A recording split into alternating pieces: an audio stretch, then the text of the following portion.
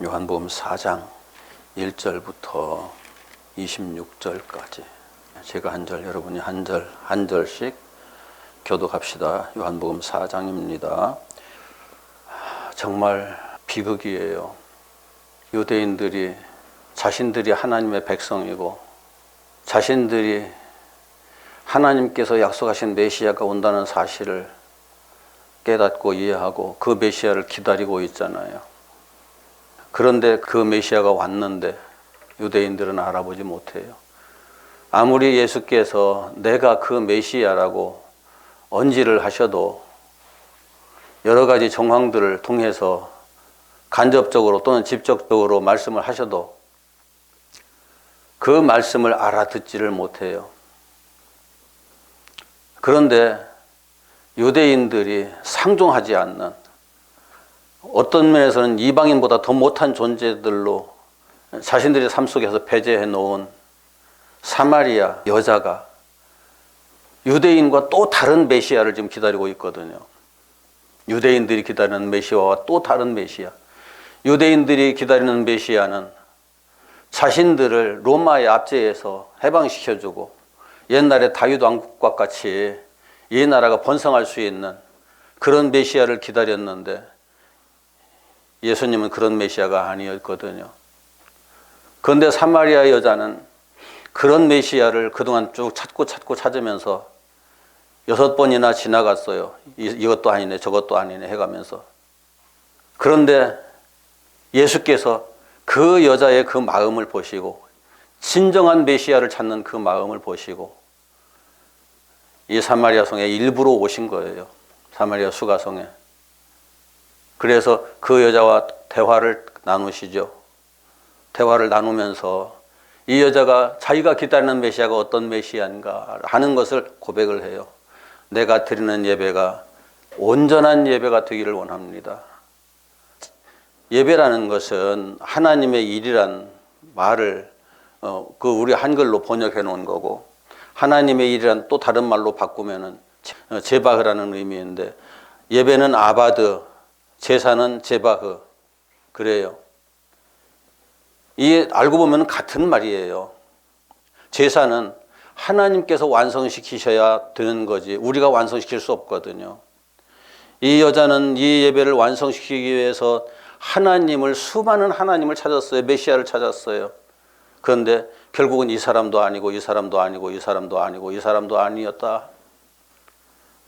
6을 모두 다 지금 내가 유대인들이 붙잡고 있는 그 메시아도 나도 그 메시아를 따라가면은 언젠가 그 메시아 만나면 뭔가 될 수 있을까 싶어가지고 가고 있지만 가다 보니까 이것도 아니네.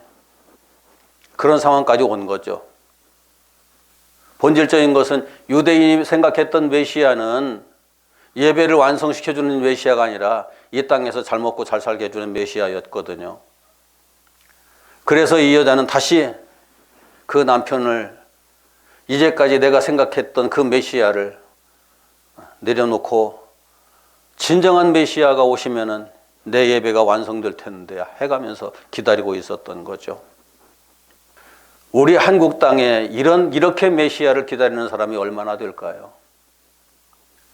옛날에 이스라엘 백성들은 하나님께서 모세를 통해서 완벽한 종교 시스템을 주셨어요. 그리고 그 종교 시스템을 통해서 이스라엘 백성들은 광야 40년 생활을 하는 동안에 다 거듭났거든요.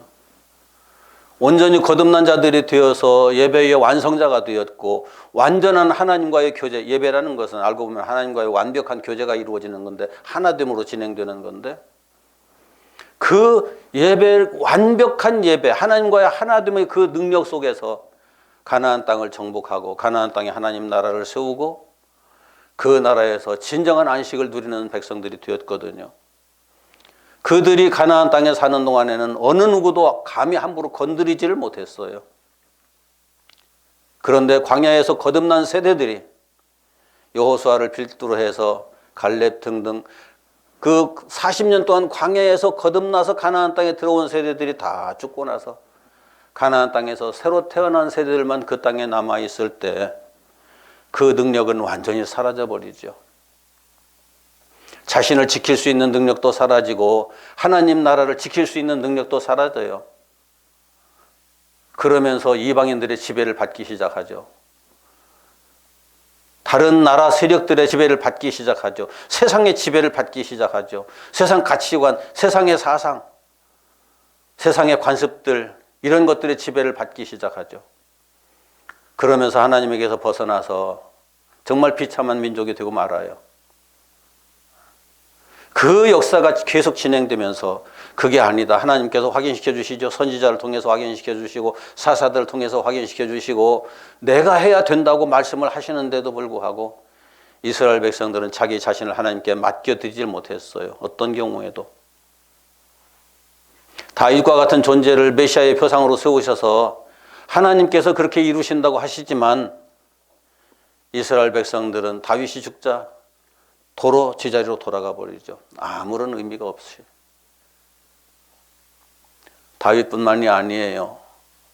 엘리야 같은 선지자가 나타나서 이스라엘 다스릴 때 그들은 정말 하나님께서 이렇게 통치하시면 되는구나 하는 거 확인했어요. 그럼에도 불구하고 그 선지자가 사라지자 다시 제자리로 돌아가죠. 이 생활의 연속이에요. 이 역사의 연속이에요. 그러다가 지금 이스라엘 역사의 마지막에 진짜 예수께서 오셨거든요. 진짜 메시아가 오셨거든요. 진짜 하나님이 오셨거든요. 그런데 이스라엘 백성들이 기다렸던 하나님이 아니에요. 이 땅에서 잘 먹고 잘 살게 해주는 메시아가 아니에요. 그러니까 믿음이 안 가요. 예수님께서 보여주시는 어떤 기적을 보여줘도 그 기적이 나하고 무슨 상관이야. 나는 이 땅에서 잘 먹고 잘 살아야 되는데 저 기적은 나하고 상관없어. 이렇게 되는 거죠. 예수님께서는 항상 영적인 것을 말씀하시고 이 땅 사람들은, 이스라엘 백성들은 육적인 것을 생각하고 있으니까 이야기가 항상 겉돌아요. 무엇을 보여줘도 겉돌고 무엇을 확인시켜줘도 겉돌아요. 육체의 사람은 하나님의 말씀에 겉돌 수밖에 없어요. 어쩔 수 없이. 그런 사람들은 육체의 이야기를 해야만 통하거든요. 이 땅의 이야기를 해야만 통하거든요. 하늘나라의 이야기는 그런 사람들에게는 안 통해요. 너무나 거리가 멀어요. 근데 그게 나하고 무슨 상관인데? 이 땅에서 내 입에 밥숟갈 들어가는 게 중요하지. 이 땅에서 내가 편하게 자는 게 중요하지. 이 땅에서 내가 따뜻하게 입고 사는 게 중요하지. 하나님 나라가 그 느껴지지도 않고 감도 안 오는 그 하나님 나라, 나에게 무슨 필요가 있는데? 이런 거죠. 그런데 사마리아 여자는 참 어찌 보면 현명한 여자이기도 하고 이것도 찾아봤는데 구해봤는데 무엇인가 깊이 들어가서 알아보면은 아니고 이것도 찾아봤는데 깊이 들어가서 보면 아니고 이건 어찌 보면 성령의 지혜예요. 사람이 스스로 판단할 수 없는 부분들이에요. 본인에게는 참 안타까운 일이고 비극이지만 그러나 무엇이든지 본질을 찾아서 그 본질을 기억고 만나고자 하는 사람들에게는 구하고 찾고 두드리는 일이 멈추어지지 않거든요. 이것일 거야 라고 내가 꽉 붙들었는데 거기에서 본질이 무언가를 찾아볼 줄 아는 사람이 되어야죠. 제가 참 불쌍한 분 한 분을 만났는데 신천지에 푹 빠져가지고 이만희는 절대 죽지 않고 이만희가 이 땅에 평화를 가져오고 행복을 가져오고 그런다고 엄청나게 믿고 있어요. 그 믿음이 어디서 나왔는지 물론 사탄이 준 믿음이었고 육신의 외에 있는 사람이니까 그렇겠죠. 아무리 설득을 해도 듣지 않고 하는 말이 이만희가 죽으면 잘못됐다는 것을 믿겠습니다. 이만희가 안 죽는다고 저 사람들은 믿고 있거든요. 이만희가 죽으면 잘못된 것이라는 걸 믿겠습니다. 그런데 이만희가 죽기 전에 자기가 먼저 죽으면 어떻게 될까요? 이만희 하는 얘기를 가만히 들어보세요. 그게 영원한 하나님 나라를 이야기하는 건지 그 사람이 하는 말이 이 땅의 것들을 이야기하고 있는 건지 어떤 사람이 대단한 말을 하는 것처럼 들리더라도 꼭 들어보세요. 이 땅의 것을 말하고 있는 건지, 육신을 이야기하고 있는 건지, 영을 이야기하고 있는 건지, 하나님 나라를 이야기하고 있는 건지. 이것에 대한 분별이 안 된다면 그 사람 정말 가련한 사람이에요. 불쌍한 사람이에요. 영원히 그 저주에서 헤어나올 수 없는 사람이에요. 이 사마리아 여자는 그런 것들에 다 섭렵을 해보고, 이 모든 것들이 아니야. 내 예배를 완성시켜 주실 그분. 예배가 뭐라고요? 아바드. 하나님의 일을 완성시켜 줄 그분. 하나님의 일은 뭐예요? 나를 거듭나게 하시는 거잖아요. 나를 거듭나게 하는 과정에서 가장 중요한 것이 제바드. 나와 예수님을 십자가에 같이 못 박고 내가 십자가에서 도륙되는 거잖아요. 예수님이 십자가에서 도륙되는 거잖아요. 거기에 부활이 있잖아요. 이것이 예배의 완성이에요. 이 예배의 완성을 갈망해가면서 살고 있는 이 여자의 그 영적인 그 갈망을 예수님께서 아시고 찾아오셔서 대화를 시작하시는 거죠. 예수님과 대화하는 과정에서 다 나오잖아요. 내가 이런 메시아 저런 메시아, 이런 예수 저런 예수, 이런 하나님 저런 하나님 섬겨봤습니다. 그런데 안 입디다. 그런데 진짜 메시아가 온다고 그러면은 나의 예배가 완성될 겁니다. 예수님께 얘기하잖아요. 그러니까 예수님께서 하시는 말씀이 내가 바로 그 진짜 메시아다라고 말씀하시니까 이 여자는 그 순간에 예수님과 짧은 대화지만 그 대화를 통해서 이분이 무언가 다른 분이다 하는 걸 느꼈어요. 12 제자가 예수님을 따라다녀요. 12 제자가 예수님을 따라다녀도 예수님이 이 실체를 정확하게 이해를 하고 있는 사람이 없어요, 솔직히. 유대인들에게 예수님의 당신이 그 모습을 보여주었을 때 유대인들이 와, 우리의 메시아가 오셨다. 그렇게 인정하는 사람이 없었어요. 이때 유대인들은 무엇을 상징하느냐면은 기성교회예요. 기성종교예요. 종교들이 하나님께서 주신 완벽한 종교 시스템을 가지고 하나님의 말씀도 가지고 다 가지고 종교 생활을 하잖아요. 신앙 생활이라고 하잖아요. 이스라엘 백성들이 모세와 함께 출애굽해서 40년 광야를 지나면서 이 모든 시스템을 완벽한 시스템을 가지고 요단강을 건넜잖아요. 거듭난 사람들이 요단강을 건넜어요. 거듭난 사람들이 다 죽어버리자. 이 땅에서 죽어버리자. 그들은 이 땅의 노예가 되어버리고 말죠. 다시. 우리 한국 교회도 그래요. 50년대, 60년대, 70년대 제가 이렇게 쭉 지나오는 과정에서 70년대까지도 보면은 우리 친구의 부모들이 친구들에게 너 연배 따라서 교회가 그랬었거든요. 그때 교회 다니는 사람들이 존경을 받았어요. 세상으로부터. 교회를 아무도 함부로 하지 못했어요.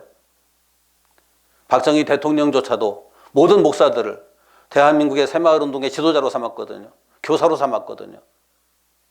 그런데 얼마 되지 않아서 그 목사들이 그 새마을 지도자라는, 새마을 운동의 교사라는 그 직책을 가지고 이상한 짓들 시작했죠. 교통법규 위반해놓고 그걸 쑥 빼주면서 나 이런 사람이야. 어서 가십시오. 그런 것들 때문에, 그런 사소한 것들 때문에 문제가 생기니까 새마을 지도자 자격증을 다 거둬버렸죠. 누릴 수 있는 자격이 주어지지 않은 사람은 누릴 수가 없어요. 거듭난 사람들이 누릴 수 있는 자격은 거듭난 사람들만 누리는 거예요. 거듭나지 못한 사람은 아무리 종교 시스템 안에 있어도 사회가 인정해주고 보호해준다 할지라도 얼마 못 가요. 그런데 이스라엘 백성들은 모세 이후에 오랜 세월을 지나는 과정에서도 이미 하나님께서 모세를 통해서 기록하신 그 율법 속에 다 있는 내용들임에도 불구하고 그 내용의 본질을 보지 못하고 그 내용의 형식과 그 내용의 겉으로 드러난 것들만 보면서 그것만 그대로 붙잡고 있으면은 자기네들이 다시 옛날 여호수아가 다스렸던, 다윗이 다스렸던 그런 세계를 다시 이루리라고 착각을 하고 있었던 거죠. 내가 거듭나지 않으면은 아무것도 없어요. 아무것도 없어요. 세상에 부러워할 일도 없고 세상 사람들이 존경할 일도 없어요. 오히려 세상에 짓밟혀서 비참하게 되고 말죠. 사마리아 여자는 당시의 정통 교회가 무시했어요. 하나님의 백성이라고 인정하지도 않았을 뿐만 아니라 이방인보다도 못하다고 생각했어요. 그런데 예수께서 거기 오셔서 사마리아 여자를 만나서 당신의 진정한 신분, 메시아라는 신분을 밝혔을 적에 여자는 그 예배가 그 순간에 그 속에서 완성됐어요. 그리고 자기만 완성된 것이 아니라 수가성에 쫓아 들어가서 수가성의 모든 사람들을 다 데리고 나와요. 참 이상하죠. 한국 교회가 이 여자를 이상한 여자로 만들어 놨어요. 도덕적으로 윤리적으로 문제가 심히 많은 여자. 그래서 부끄러워서 대낮에 사람들 앞에 나서지도 못하는 여자, 이상한 여자로 만들어 놨어요. 그런데 만약 그런 여자라면은 동네에 가서 내가 메시아 만났다고 사람들을 향해서 외치고 다닐 적에 동네 사람들이 따라 나왔겠어요? 한 사람인들 따라 나왔겠어요?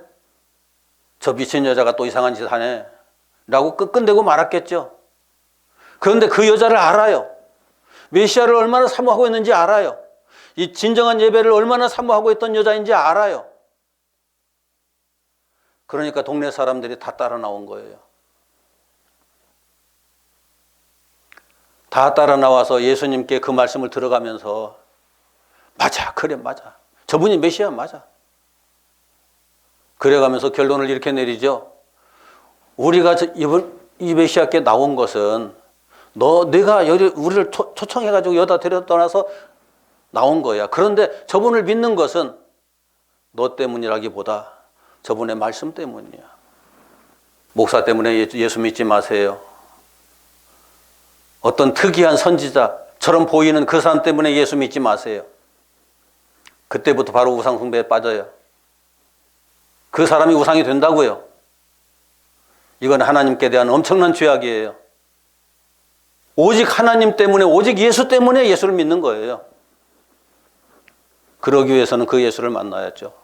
사마리아 여자처럼 이스라엘 백성들이 애굽에서 유월절 어린 양을 만나고 모세를 만나고 여호수아를 만나고 성막을 만나고 성막 속에서 진행되는 어마어마한 영적인 거듭남의 세계를 경험하고 그 모든 역사를 통해서 참으로 새로운 피조물들이 되어서 요단강을 건넜던 그 역사를 이룰 수 있어야죠.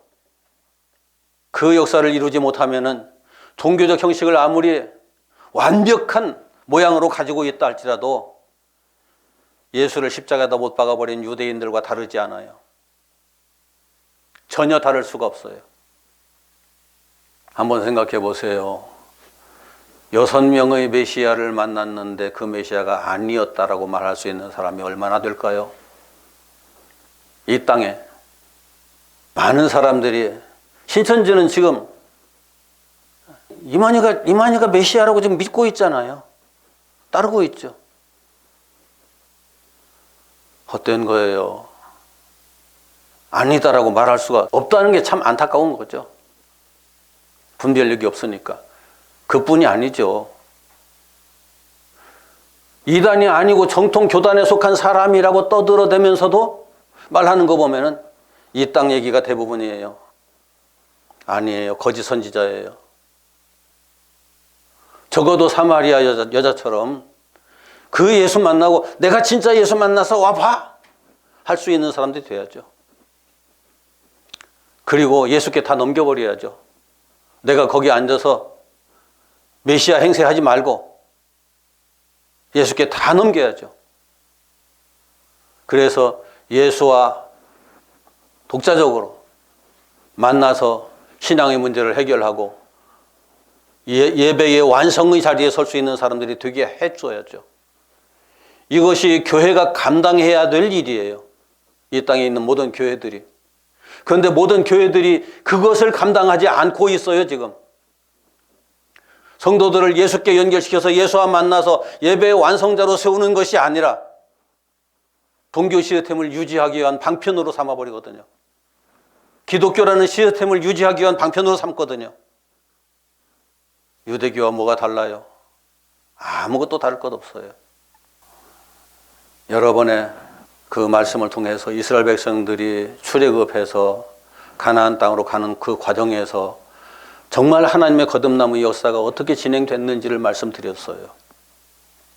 우리나라에 기독교가 들어와서 50년대, 60년대까지, 아니 그 전에도 평양태 부흥운동을 시작해가지고 우리나라 한국의 기독교의 역사를 공부할 필요는 좀 있어요. 그러면은 처음에 우리 한국에서 신앙생활 하던 사람들의 그 신앙의 본질을 들여다볼 수 있어요. 지금 우리처럼 형식을 붙잡고 신앙생활하는 것이 아니라 형식을 초월해서 본질을 부여잡고 몸부림쳤던 신앙인들이 참 정말 많아요. 그리고 그것을 완성한 후에는 더 이상 땅의 것에 대한 생각을 접어버렸어요. 다 영원한 하나님 나라, 그 나라만이 내가 가야 할 오직 유일한 소망이라고 생각을 해가면서 살았거든요. 그런데 영원한 하나님 나라, 그 나라가 나의 유일한 소망이라고 생각하는 사람들이 이 한국 교회에 몇 사람이나 될까요? 기도하는 거 보면 다 알잖아요. 성도들 기도하는 소리 들어보면 다 알아요. 교회에 나와서 대표 기도하는 장로들의 그 기도 소리 들어보면 다 알아요. 기도하는 내용이 핵심이 뭐던가요?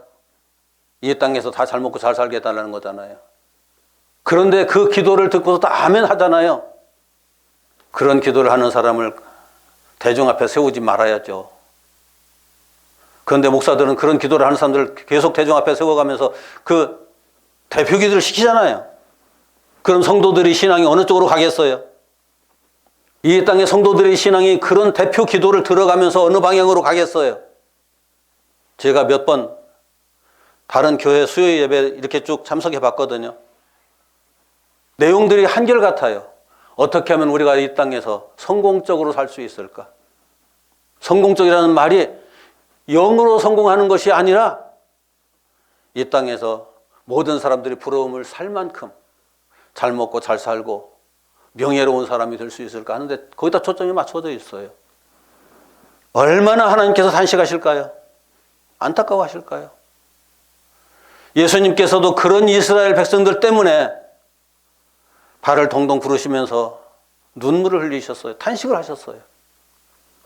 복음을 사람에게다 맞추면은 그렇게 갈 수밖에 없어요. 그런데 하나님께로부터 복음을 맡은 자들은 내가 사람을 좋게 하랴, 하나님을 좋게 하랴. 사람을 좋게 하는 것이었다면 내가 하나님의 종이 아니다. 바울이 선언한 거예요. 여기에 사람이라는 말은 육체라는 말이에요. 하나님의 형상으로서의 영의 유익을 위해서 그것이 본질이니까 그 본질을 위해서 본질을 이야기할 수 있는 사람이 되어야죠. 처음부터 끝까지 그래야죠. 그러니까 그 본질을 위해서 나는 그리스도와 함께 십자가에다 못 박아야 되는 거죠. 박혀야 되는 거죠. 성도들 한 사람 한 사람을 그리스도와 함께 십자가에다 못 박게 하기 위해서, 받기 위해서 몸부림치는 사람들로 만들어 주어야 사역자가 아무리 강해도 스스로 그렇게 해줄 수는 없어요. 성령께서 그 속에서 역사하셔야만 가능하지만 그러나 그 길을 계속 이야기를 해야죠. 어느 분이 제 블로그에 들어와가지고 사람들이 듣든지 말든지 오직 하나님의 뜻만을 선포하는 그 내용이 너무 좋다고 글을 남기고 가더라고요. 한 번 들었다는 얘기가 아니잖아요. 계속 들었다는 얘기잖아요. 오직 하나님의 뜻, 오직 하나님의 뜻, 그것만이 우리가 추구해야 할 신앙의 본질이죠. 이런 영적인 흐름을 이해를 못하니까 요한복음을 보면서 요한복음이 그 구조적으로 문장적으로 읽기는 참 편한 성경이에요. 마태, 마가, 누가 복음보다 요한복음이. 그래서 요한복음이 많은 사람들에게 쉽게 읽혀요. 그런데 쉽게 읽기는 쉬운데 그 요한복음의 내용을 이해하려고 딱 들어가면 그때부터 부딪히는 거예요. 너무나 다른 말씀으로 기록이 되어 있으니까 우리들이 가지고 있는 가치관으로 이게 뭘 설명을 하고 이해를 하고 깨닫고 이게 이렇구나라고 이야기하기가 굉장히 어려운 내용이에요. 요한복음이 솔직히. 사마리아 여자와 주님께서 나누신 대화는 기독교에는 이런 표현 없어요. 불교에서 쓰는 그 내용이에요. 선문답. 깨달은 사람들이 깨달은 차원의 위치에서 모든 과정을 건너뛰어가면서 나누는 대화. 그래서 뭘 하나를 깊이 연구했던 사람들은 옆에서 뭔가 힌트를 하나 딱 주면은 그 힌트가 엄청난 역할을 하거든요. 그런데 그것에 대해서 별로 생각지도 않았던 사람들이 그게 그런 거야 라고 누가 말해준들? 그 사람에게 무슨 깨달음이 일어나겠어요? 아르키메데스의 일화가 있잖아요. 아주 재미있는 거잖아요.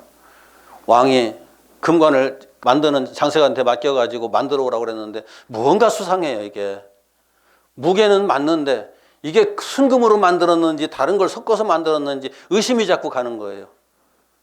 그래서 아르키메데스에게 그것이 순금 100%인지 다른 걸 섞였는지 확인을 하라고 그랬죠. 그 절대 금관을 손상시키지 말고. 그것 때문에 너무너무 고민이 돼가지고 확인할 방법이 없잖아요. 조금이라도 뜯어가지고 녹여보고서 이게 성질을 파악하고 이렇게 할 수 있으면 좋은데 그때 기술로서는 그렇게 접근할 수 있는 없었거든요. 전혀 없었거든요. 고민을 했어요. 고민을 하다 어느 날도 고민을 하면서 목욕탕에 들어가다가 목욕탕에 사람 아무도 없는데 새벽 일찍 갔겠죠. 목욕물이 꽉 차 있어요. 거기에 쭉 자기가 들어갔어요. 들어갔는데 물이 쫙 넘쳐 흐르거든요. 그 순간에 깨달았어요. 모든 물질들이 부피가 다르기 때문에 흘러내리는 물의 양에 따라서 이게 순수한 그것인지 아닌지를 확인할 수 있겠구나. 그거 깨달아지는 그 순간에 유레카를 외쳐가면서 자기 집까지 벌거벗은 채로 달려갔어요. 깨달음이라는 것은 고민하는 사람에게 주어지는 거예요. 우리가 목욕탕에 들어갈 때 물 넘쳐 흐르는 것 보고서 뭘 깨닫는 거 있어요? 내가 들어가니까 물 넘쳐 흐르는 것일 뿐이잖아요. 이 땅의 평범한 역사들을 우리는 다 눈으로 보면서 살아요. 모든 사람들이 보는 역사들을 보면서 살아요. 그러나 그 모든 역사에 보는 시각에 따라서 마음속에 가지고 있는 생각에 따라서 그 역사를 느끼는 느낌이 다르고 깨달음이 달라진다니까요. 하나님의 시각으로, 아니 성령께서 함께 하시는 그 시각으로 그 모든 것을 보는 사람들은 그 모든 것 하나하나가 하나님의 진리의 역사라는 것을 확인할 수 있는 사람이 돼요. 하나님의 진리가 여기서도 보이고 저기서도 보이고, 하나님의 생명의 역사가 여기서도 보이고 저기서도 보이고, 거듭나게 하는 역사가 우리 주변에 꽉 차 있다는 것을 확인하게 되죠. 사마리아 수가성의 여자는 그런 사람이었고, 그런 사람인데 마지막까지 이 고민 속에 빠져가지고 이것이 본질이 아닌데 더 본질적인 것이 무엇일까라고 고민을 해가면서 그 메시아 본질적인 메시아 찾던 사람이 예수와 몇 마디 대화를 통해서 그 모든 것들이 같이 확 통하잖아요. 그러면서 마지막에 저분이 누구지? 대단한 것 같은데? 무엇인가 남다른 어떤 분이가 틀림없는데? 그런데 예수께서 내가 바로 내가 기다리던 그야 라고 말씀하셨던 건 그녀에게 엄청난 충격을 주었던 거죠. 그리고 엄청난 기쁨을 주었던 거죠. 아니 물을 깃다가 모든 걸 그 자리에 놔두고서 그냥 동네로 뛰어들어가서 이게 단순하게 생각하지 말아요. 그 사마리아 수가성 사람들이 메시아를 그만큼 같이 사모하고 기다렸던 사람들이란 증거예요. 같이 고민을 했던 그 여자가 와서 메시아 왔다고 외치고 다니니까 와 우리도 한번 가보자. 당연한 거잖아요. 이런 것들에 대한 생각이 없어요. 사람들이 이상하게.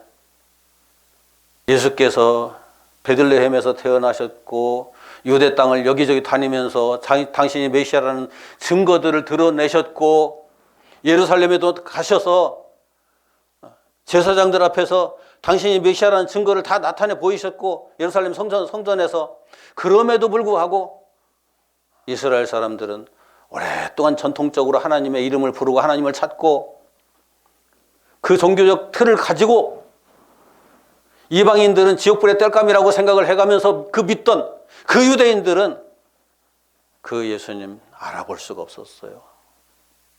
지금 혹시 모르죠. 교회는 몰라보고 있는 그 하나님의 아들 메시아를 교회 밖에 있는 어느 누군가 알고 사마리아 수가성 여자처럼 찾고 있는 사람도 있을지 모르죠. 교회가 너무 교만에 빠져버렸어요. 우리에게만 구원이 있는 것처럼 과거 유대인들과 다를 바 없는 그 역사 속에 지금 빠져 있어요. 다시 한번 정리합니다. 이스라엘 백성들은 완벽한 종교적 시스템을 가지고 있었어요. 그리고 그 종교적 시스템에 따른 완벽한 형식 가지고 있었어요. 그것만 그대로 가지고 있으면 다 되는 줄 알았어요. 하나님의 뜻이 완성되는 줄 알았어요. 그런데 그들에게는 아무런 능력이 없었어요. 메시아가 하나님께서 약속하신 메시아가 오실 그때가 다 되기까지 이스라엘 백성들은 전혀 하나님의 뜻에는 접근조차 못하고 있었어요. 그런데 사마리아 여자에게 하나님께서 원하셨던 그 역사가 진행되고 있었던 거예요. 사마리아 수가성 여자에게, 수가성 여자뿐만이 아니고 수가성 모든 주민들에게 같은 역사가 진행되고 있었어요. 그리고 거기에 엄청난 예수를 만나서 메시아를 만나서 이 완벽한 예배를 드릴 수 있는 사람들이 되는 것, 완벽한 하나님과의 교제를 해낼 수 있는 그런 사람들이 되는 기적이 일어났죠. 중요한 건 갈망이에요. 내가 얼마나 갈망하느냐. 하나님 나 죽겠습니다. 당신이 아니기 때문에 당신이 없으면 내가 산다는 것 자체가 너무너무 힘들고 고통스럽고 이게 잘 먹고 잘 사는 입에서는 나올 수가 없는 부분이에요. 모든 것이 형통한 사람에게는 나올 수 없는 부분이에요. 그러나 그 형통하지 못한 것들 때문에 하나의 성경적 사건을 얘기를 하고 마칠게요. 욥이라는 사람, 율법을 잘 지켜서 형통했어요. 아주 형통했어요. 전혀 아무것도 모자람이 없었어요. 그는 자기가 잘 믿는 줄 알았어요. 그 믿음의 교만에 빠져 있었어요. 하나님께서 너무너무 욥이라는 사람을 사랑하셔서 그 사람을 구원해야 되겠다 결정하시고 그에게 그 형통한 모든 것을 싹 지워버리시죠. 깨끗하게. 육신의 건강마저 지워버리시죠. 욥은 그 이유를 몰랐어요. 내가 왜 이래? 난 신앙생활 잘했는데 하나님 잘 믿었는데 모자람이 없었는데 갑자기 왜 이래? 그런데 한 가지 분명한 것은 그것도 하나님께서 하셨다라고 고백하는 거예요. 이 하나님께서 하시는 역사가 진행된 후에는 하나님 앞에서 내가 정금같이 설 거야. 하나님 못 믿겠어. 나를 이렇게 고통스럽게 하는 하나님, 내가 그분 믿을 수가 없어. 그게 아니었죠. 그 고통을 고스란히 받아들이면서 그것을 하나님께서 나를 새롭게 세우시기 위한 하나의 방편으로 받아들이는 그 순간에 거기에서 욥이라는 사람에게 하나님께서 생각을 바꿀 수 있는 기회를 주시는 거죠. 마음을 바꿀 수 있는 기회를 주시는 거죠. 그래서 하나님을 비로소 깨닫게 되는 거예요. 이제야 내가 하나님을 뵙습니다. 눈으로 보는 것처럼 뵙습니다. 하나님은 말씀이잖아요. 말씀을 욥이 다 듣고 다 지난날에 그 듣는 내용들을 통해서 하나님을 잘 섬긴다고 생각했는데 듣는 것으로 끝나는 것이 아니라 이제는 하나님을 뵙고 하나님과 직접 교제를 나누는 사람으로 서게 되죠. 이 모든 말들이 다 제가 지금 드리고 있는 내용들이 어차피 추상적으로 들릴 수밖에 없어요. 그러나 같은 고민을 조금이라도 해본 사람들은 이 내용이 추상적으로 들리지 않을 거예요. 가슴 속에 무언가 부딪혀 오는 것이 있고, 가슴 속에 무언가 내 안에서 이런 것들이 해결되어야 한다는 뜨거운 느낌들이 있다면 하나님 말씀 들은 거예요. 그런데 이걸 우리가 하려고 우리 스스로 해보려고 몸부림치면 칠수록 우리는 우리의 한계성에 부딪힐 수밖에 없어요. 그래서 예수님께서 자기를 부인하라고 한 거예요. 내가 부정되는 것만큼, 쉬운 말로 나를 내려놓는 것만큼, 그렇다고 내려놓는 사람은 반드시 다시 주어들더라고요. 그래서 바울은 십자가에도 못 박는다고 표현했거든요. 자기를 부인하는 것이 완성되는 것이 십자가에도 못 박아버리는 거예요. 십자가에 못 박아서 죽여버리고 나면은 다시 내가 죽어들어도 그것이 살아서 역사하는 것이 아니니까 아무런 의미가 없는 거죠. 십자가에서 못 박아서 죽여버리고 더 이상 나는 없어. 내 안에 예수밖에 없어. 그렇게 되면서 우리의 신앙이 완성되어 가는 거죠. 거듭나무 역사가 그렇게 진행되는 겁니다. 거듭나무 역사가. 그리고 모든 이들에게 반드시 완성되어야 합니다. 내가 지난날에 무엇을 갈망하며 살았던가를 생각을 해가면서 이 갈망의 방향을 바꾸시길 바랍니다. 예수 그리스도로, 메시아로, 하나님 나라로, 하나님 당신으로 갈망을 바꾸시기 바랍니다. 그 갈망이 바꾸어지지 않는 이상 거듭나무 역사는 일어나지 않아요. 기도합시다.